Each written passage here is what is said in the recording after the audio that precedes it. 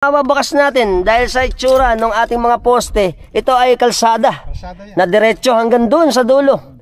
Nasakop ng Purok 5. Ngayon makikita na lang, nakabanaag na lang sa kanya ay yung mga nakatulos na lang na mga posteng kawayan na mayroong kuryente. At sa ngayon, maaari may mga kaunti na lang na bahay. Siguro mga lapang 10 bahay ito na nakatirik at mayroon pang tumutuloy dito. Ang sabi sa atin dito, 18 feet na. Kasi nga po, di ba ito yung daan tubig? Pero siyempre yung kalsada medyo mataas ng bagya. Kung ito dating palaisdaan, siyempre mas mababa pa yon doon sa may Pilapil. Kaya po yung lalim nito ngayon ay 18 feet. Ubus. Hindi ka sanay lumangoy dito, yari ka.